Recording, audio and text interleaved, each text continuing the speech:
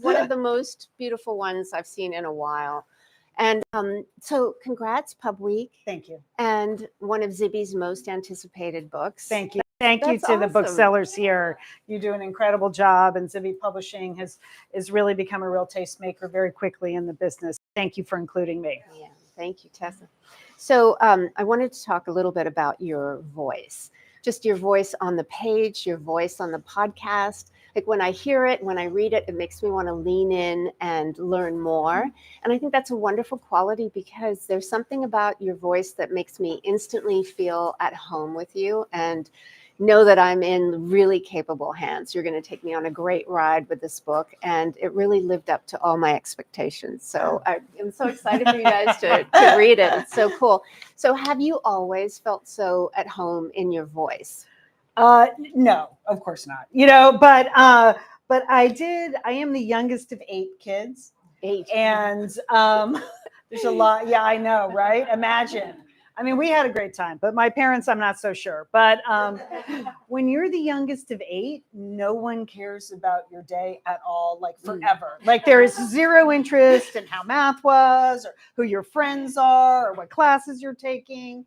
And I grew up in a very lively storytelling Irish household in Connecticut where the dinner table, all 10 of us would sit when we were all home and have dinner together all night.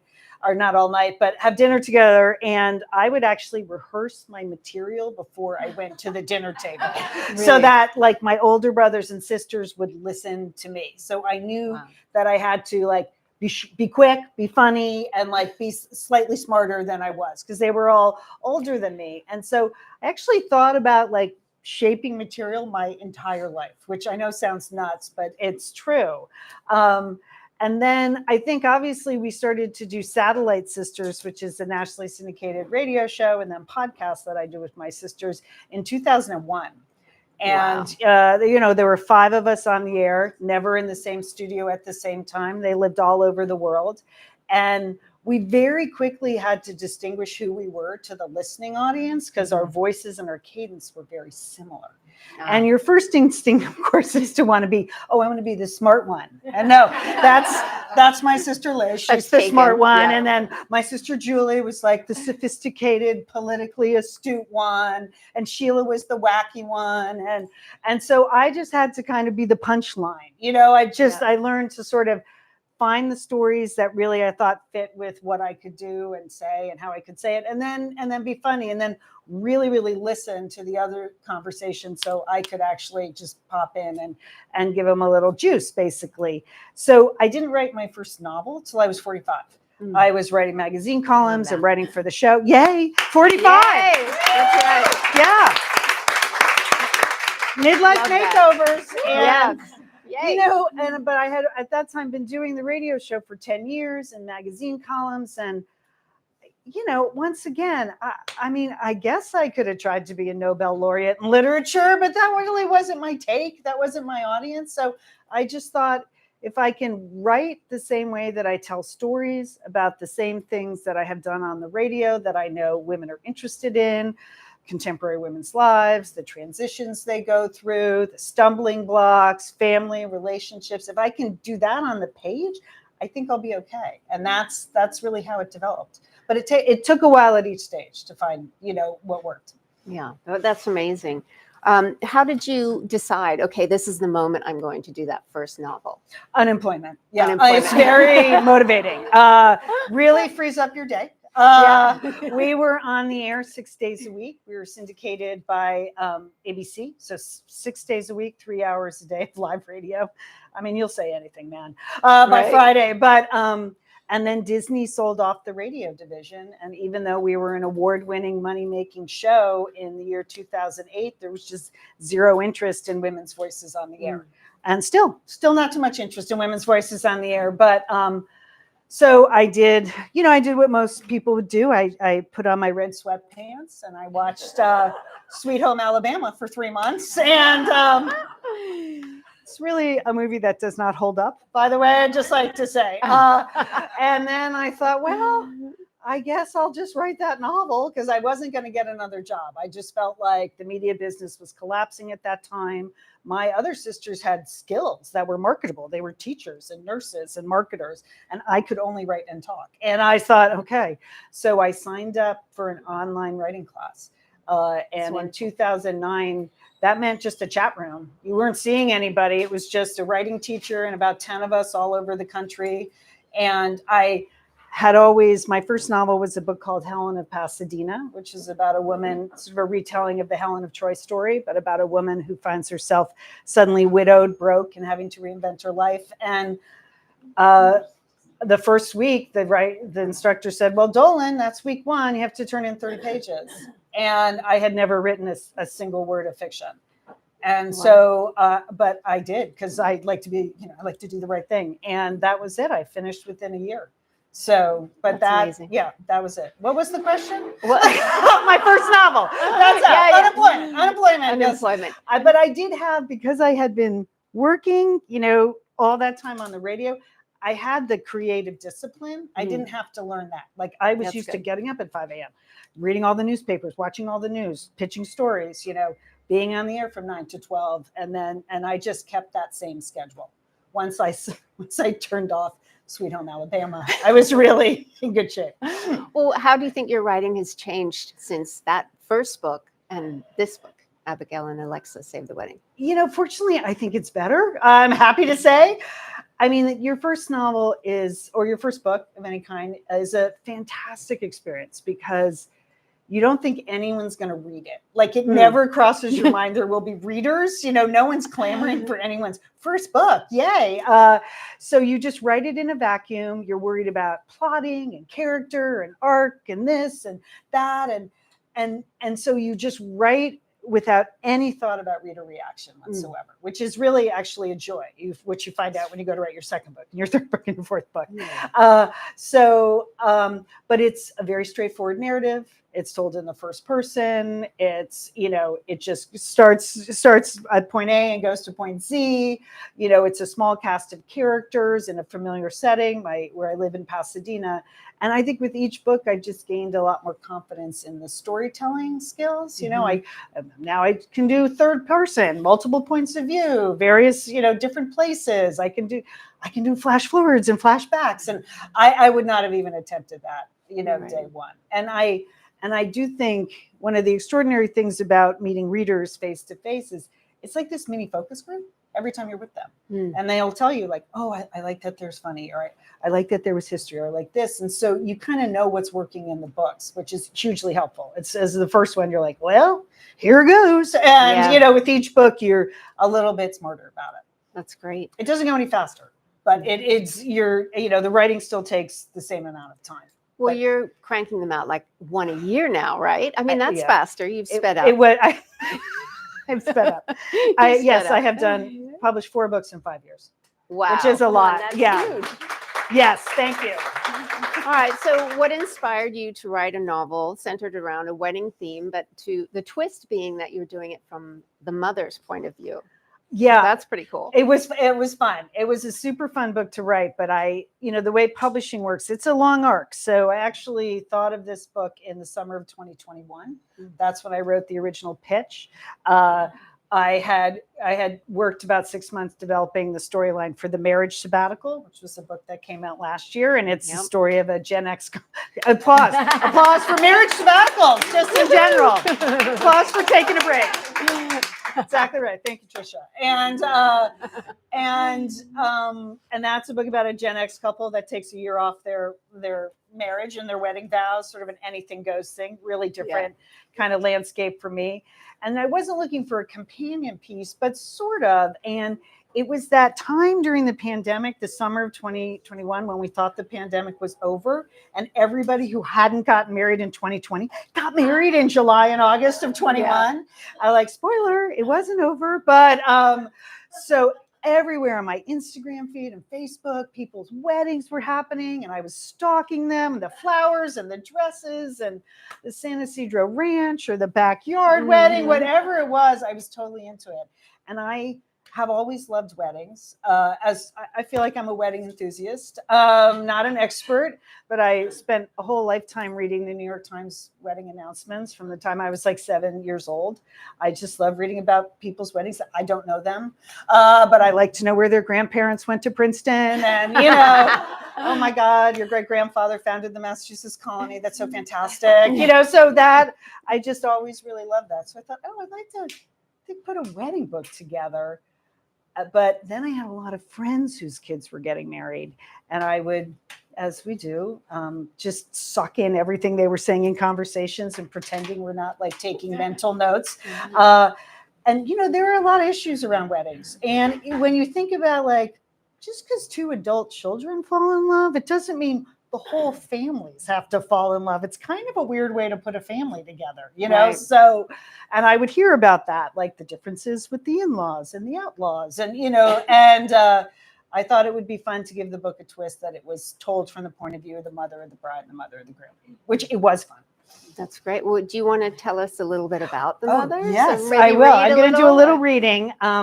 So the hook here is that the two mothers have nothing in common. So the mother of the bride is Alexa.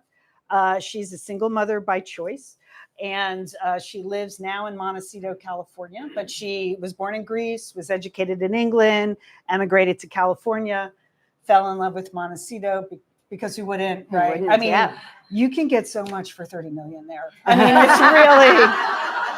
it's really a great market.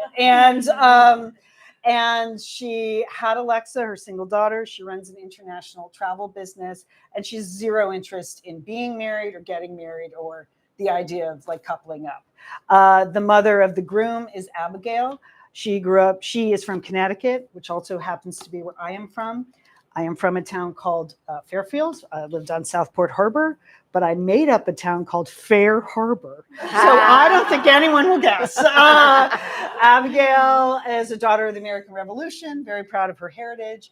But she and her husband, George, they have not actually accumulated wealth like most people. They have lost wealth, and they're sort of on diminishing returns. And so this wedding is maybe their last chance to kind of establish themselves socially. One big bang before they are forced to sell the family house. So I have a couple paragraphs I thought I would read for the first initial descriptions of both mothers, because I thought it was super important to just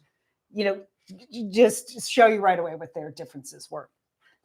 So the book follows the timeline of a wedding. So it starts with the call that the mothers get to tell them from the adult children to say, we're engaged. So I'll just read these couple of paragraphs here. And the first is the mother of the bride. So that's Alexa. She's in Montecito. Mom, and her daughter's name is Penelope. She lives in New York. Her fiance is Chase. He's lovely. He's exceeded expectations, really. He is the chief of staff of the mayor of New York. Because it's fiction. Why not, right? I mean, why would you not? Okay. Mom, it's me. It's us. I'm sorry to call so early. I have some news. Despite the early hour in Montecito, California, Alexa Diamandis was all ears. Could Penny be pregnant? Please let her be that. Give me 2 minutes. I need my coffee, she said to her only daughter while positioning the tablet on a stand in the kitchen, as she did every morning to take video calls from all over the world. Her family lived in Greece, her friends lived in England, and her business was travel. She was used to early morning conversations in her small but airy California kitchen. It's why she rose at 5 a.m. most mornings and put her face on first thing. At least, a modified version of her face. Moisturizer, a light coat of foundation, a swipe of mascara and lip gloss. She even had a rotating collection of velour tracksuits that worked well on camera, like the soft pink one she was wearing right now. But first, coffee. Alexa worked the magic of the espresso maker, grinding, pounding, pulling, steaming, until the dark elixir dripped into her tiny cup. Her morning routine started with a quick shot, followed by a more leisurely cappuccino. She loved this gleaming machine as much as she'd ever loved any object and most people. Except Penny, her daughter, the light of her life, despite being her complete opposite in personality and preference. A grandchild would be the tiebreaker of sorts, Alexa thought. Hold on, I'm almost done. All right, that's Alexa. Okay, on the other side of the country, here's Abigail getting a call from her son. Mom, are you there? Hello? Hello, Chase, is that you? Wait, what button did I hit? Did you call me or did I call you? We have all done that. Abigail Blankman asked and then pulled her phone away from her ear to stare at it. It was new, not the latest version, of course, because those were expensive and complicated and really more computer than phone. She bought the reasonably priced older version, which would soon be obsolete. It seemed smaller than her last phone, or her eyes were rapidly deteriorating, or her joints were swelling. Either way, she was constantly dialing people she didn't want to speak to and hanging up on the people she did want to talk to. She missed landlines. So those are the two moms. Thank you.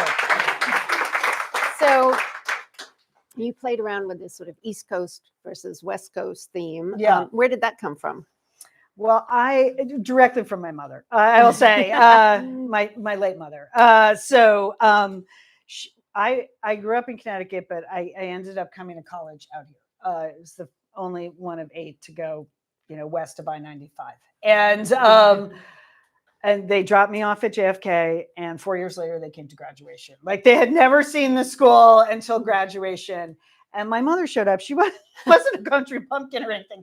And she takes a honey baked ham out of her carry-on. And I'm like, what is that? She goes, well, I didn't know if you'd have honey baked ham here. It's like, ham in California? You didn't know if we'd have ham in California?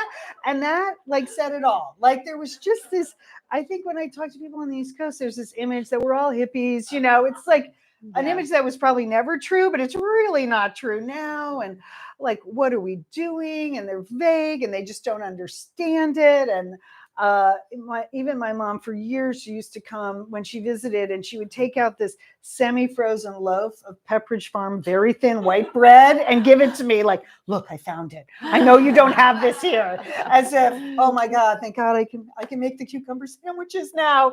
It was just a strange thing. And I found that when I go back, people ask and say crazy things about California. And it's really fun to play around with. But I think the opposite is true. I think Californians have this sort of a reverence for the East Coast because we've been around. But it's the same amount of time we've been around, but they just seem like they're older because they're really into their history. So I just thought it would be really fun to play those two things off each other. Yeah, that's great. I forget how people look at California until I'm somewhere else. And then they're like, oh, you're loony in California, sitting around trying ayahuasca all day long. Right, exactly right. Yeah. Last year I did an event on the Jersey Shore, and one woman, the first woman I encountered, she said, oh, where are you from? And I said, Los Angeles. She goes, oh, that's too bad. It looks terrible there. I'm like, you're from New Jersey. I mean,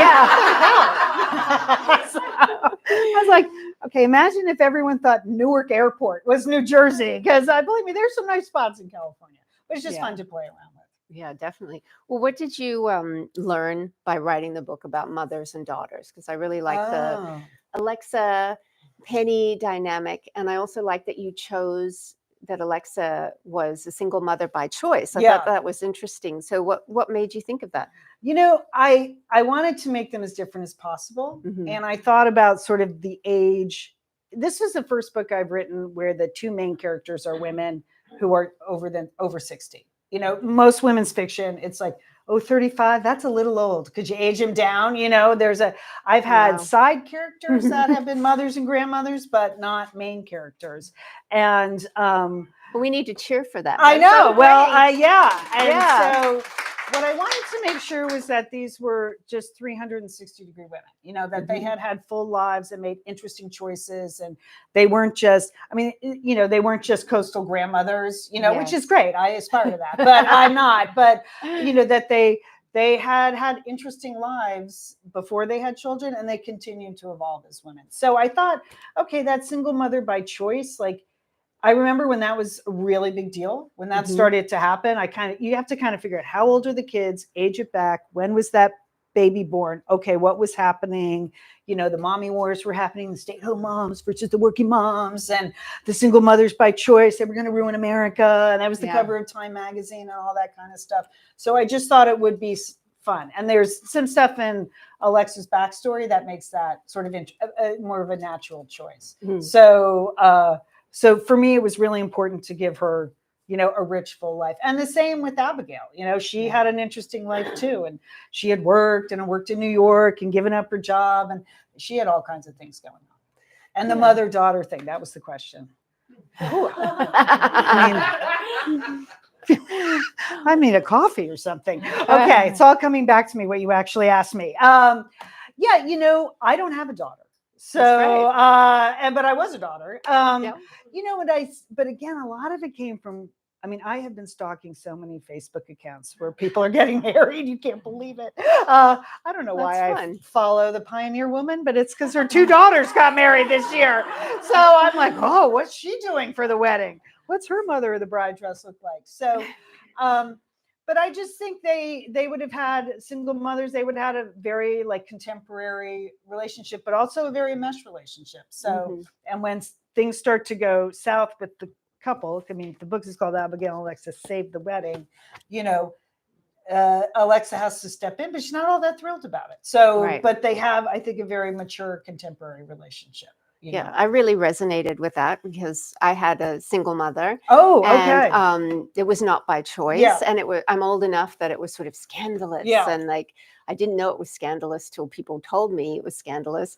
And there's sort of complications that arise. And I thought you handled that well because it's that tricky. Means a lot. Yeah, that's great. Thank you. I was really happy to see that you gave it some depth and it wasn't just, old storybook kind of fun and yes, I want to have a kid and this is really great. Yeah. It's like there's a kid on the other end there that has to deal with the aftermath. So, right. I really enjoyed that. I've also been a little suspicious, and this is terrible. I'm sure I'm going to offend somebody. Oh, please. People that describe their mothers as their best friends. I just didn't have that relationship. My mother was from a different generation. I don't even know. I didn't have a meal alone with my parents till I was 17. My older brother went to college, and then they're staring at me like, well, what are you taking in high school? And who are your friends? And I was like, oh, no, that seems a little personal. I've been doing just fine for the first 17 years. Yeah, a little late. But it does seem like if it's just you and a daughter, it's a really enmeshed relationship. So I had to kind of figure out that. Yeah, no, I love that you tackled that. Thank you. So, okay, you did all this research into weddings. So do you have some actual advice for mothers of the bride and mothers of the groom? Are there any mobs or mogs here? Mothers of the bride or mothers of the grooms? Soon, coming up? Okay, all right. And you are the mother of the bride or groom? Okay, so you need the book. I've been mother of 2 girls. Okay, so you've had the starring role. Yeah. Right, you know that... Yeah, the mother of the bride is actually a member of the wedding party. The mother of the groom is technically not. So by real etiquette, they're not. And which is why the adage for decades has been just stand back, shut up, and wear beige. Right. And so as the mother of the groom, it's a hard position to be in. Because really, not that many people are good in beige. But, I would say my advice is weddings have really changed. Brides and grooms, grooms and grooms, brides and brides, they're grown-ups now. They want to plan their own wedding. They want to have their own people. You might not even get 2 guests invited to the wedding, even though you've written the check. It's, I think, a very humbling experience now. Some of these modern weddings where the bride and groom are like, we will take care of it.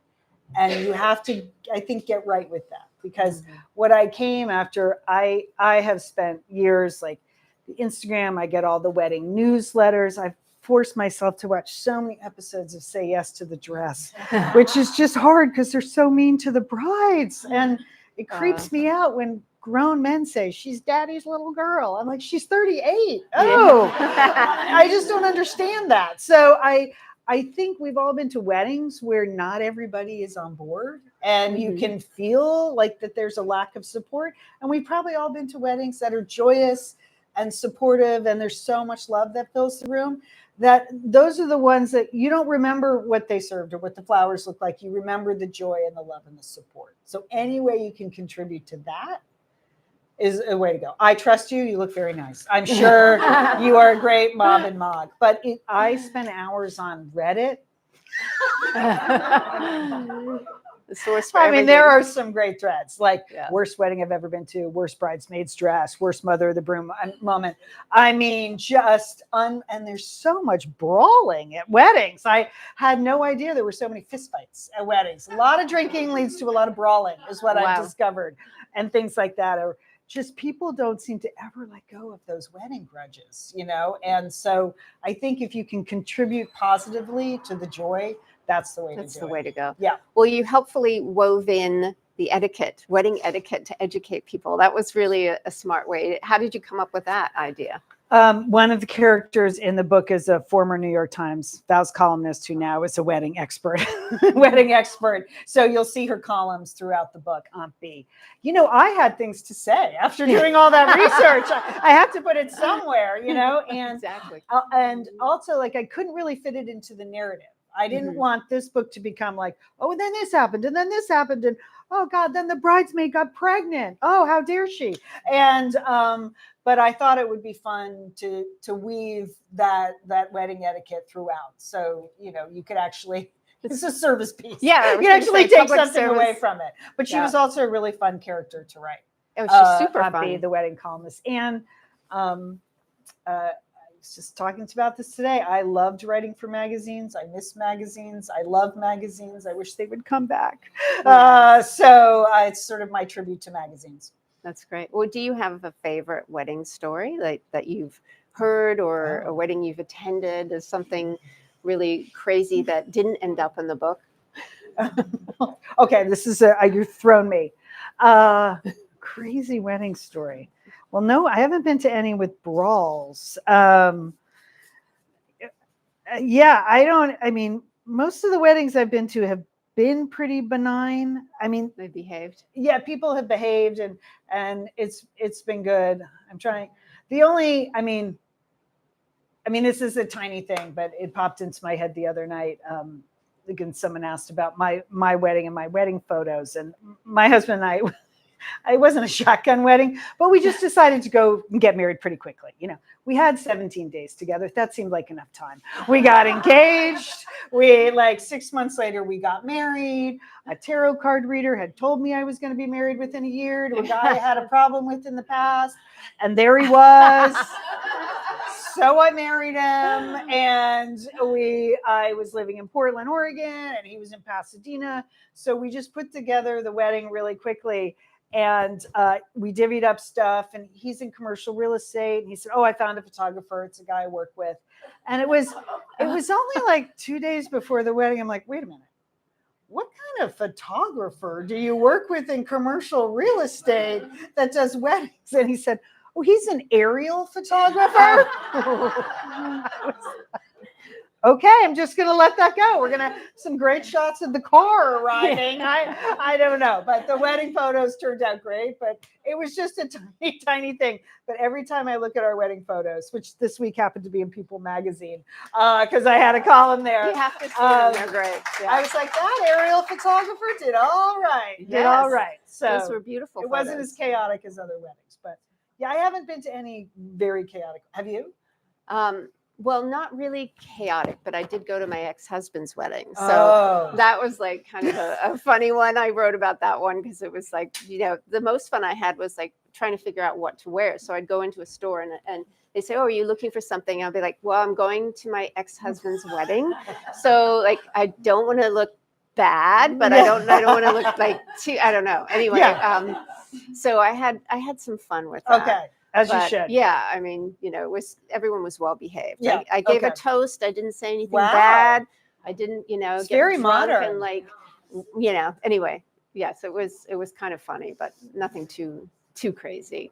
Well, I wanted to ask you, you mentioned your husband. So does he ever come to you and say, "Hey, let's not have any more books about marriage sabbaticals," or like, ambivalent single mothers that like don't really care about marriage or anything like that? Is he? No, he doesn't say that. I will say he got about 7 pages into the marriage sabbatical and put it down. He's like, "I can't." Really? And that's it. I like all the others he's read and enjoyed and stuff. But that one, he's like, "Yeah, I just can't do it." I was like, "Okay, that's fair enough. That's fine. Yeah. That's fine. It's not us." but he didn't want it in his head. Yeah. It was too much for Aw. him. And That's I so respect sweet. that. So yeah. Yes. So that's that's the only one. But no, again, he's in real estate. So I don't actually consult him on my work or Yeah, good. expect any commentary. Well, you've trained him well. Yeah. Because, yeah. I don't comment on his work. I Yeah. don't know what the value of one Wilshire is, and I couldn't tell him. So that's kind of how Yeah. it works. Okay, well, let's ask the audience. Do you have any questions for Lian? Any questions? About some, oh, you know what? I have one more before we go into that. Okay. Can you tell us about your writing process? Because I know we have lots of writers here that really want to know, like, how you're doing this and making the magic happen. Yeah. And cranking these books out. It has been a very intense 5 years of writing. I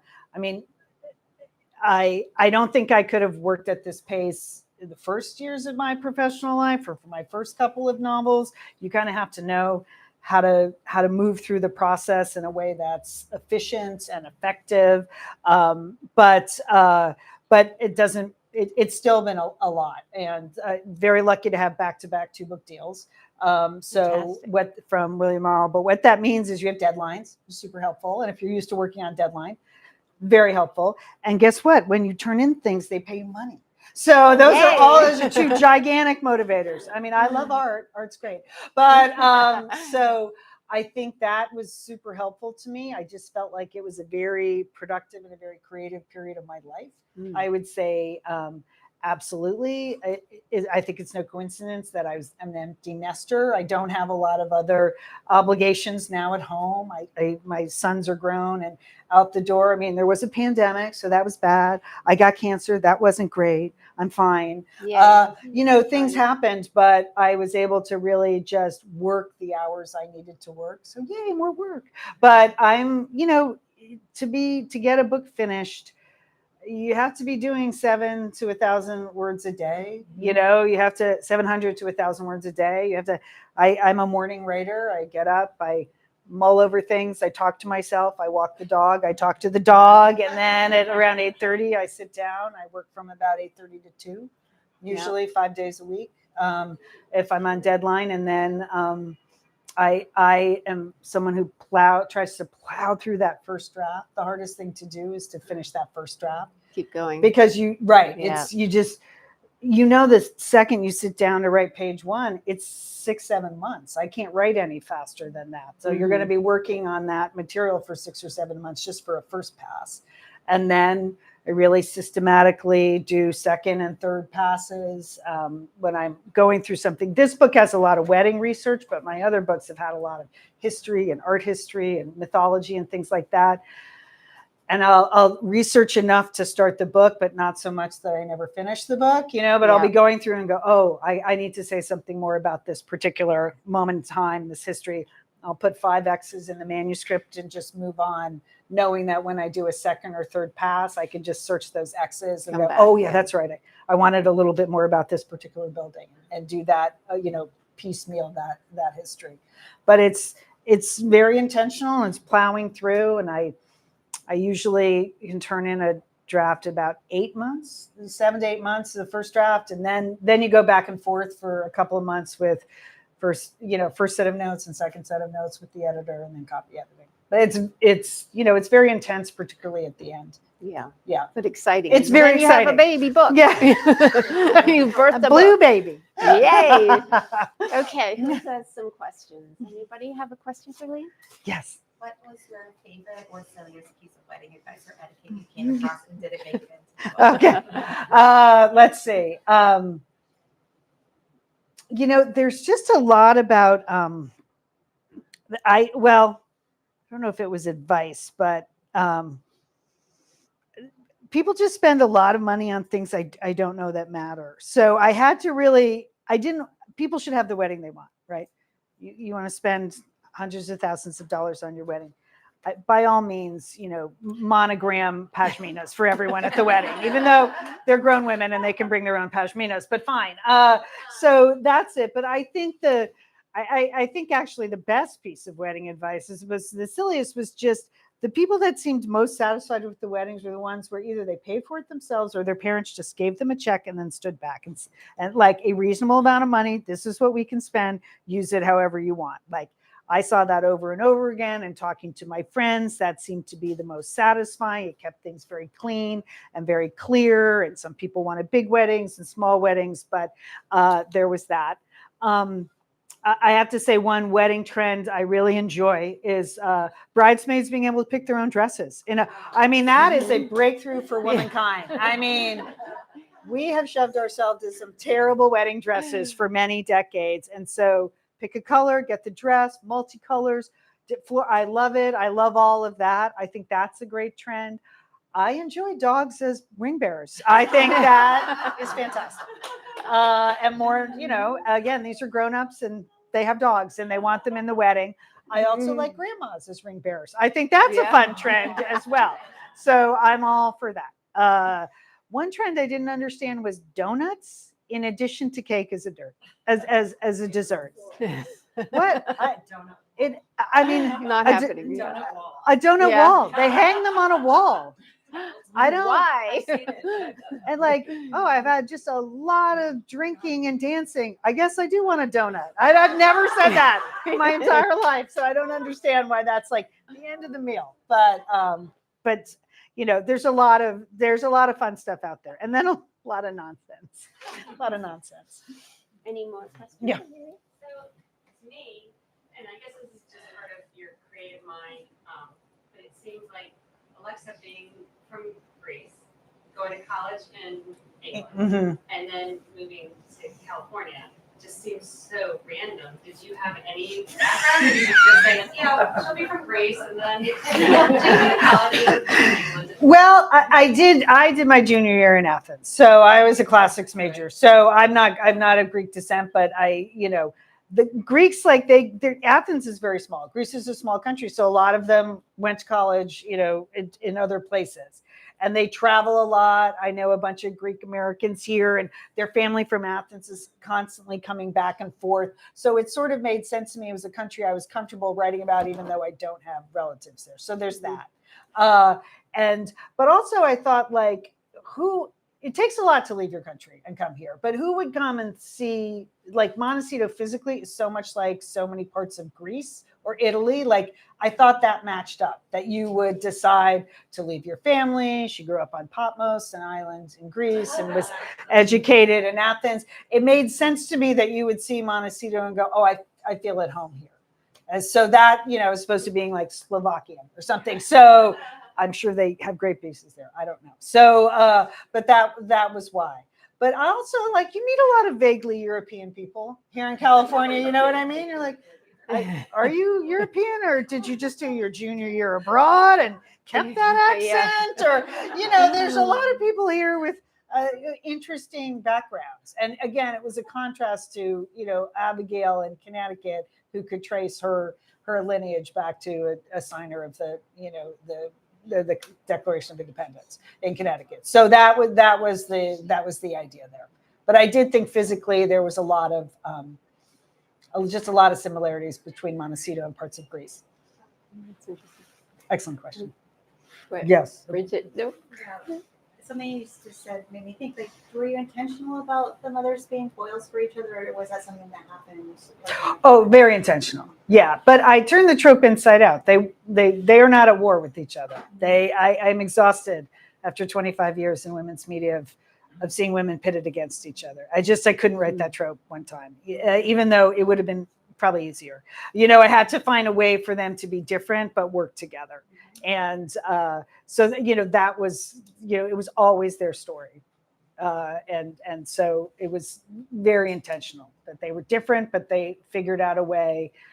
Because I do think as I age, I just think there's a giant value in female friendships. I don't want to state the obvious in a room. Thank you for the men who are here. But I have made more friends after 50 than I made, prior to that. I feel grateful for the new groups of friends I have in my life, and those connections. I feel like they're very sustaining, but you have to be open to that. And it's maybe people you might not have been friends with on the first round, whatever the barrier to friendship might have been, whether it's zip code or dress size or how much money you have or what neighborhood you live in. I think a lot of those barriers kind of fade away after 50, 60, where you're just looking for people who you have something in common with and can learn a little from. So that was part of the story too, that they were very different, but that they could come together and save the wedding. There was a question. Yes, question. So your son is married. No. So you haven't been No. part of the wedding. No, I'm Yes. very open to that idea though. Yeah. Actually, I hadn't really thought about it until the other day. I'm kind of glad they're not, because I always say when people assume that I just like took something from my real life and wrote 300 pages about it. That's not really how fiction writes. So now there's no issue there. Like my sons they don't have spouses. They have very nice partners. And I would be very happy for either of those young women to join our family. And I hope they read the book, is all I can say. Again, I would be the mother of the groom, though. So they have to read it because I'm not allowed to say anything at the weddings. Right. But just observing. Just a fan. No.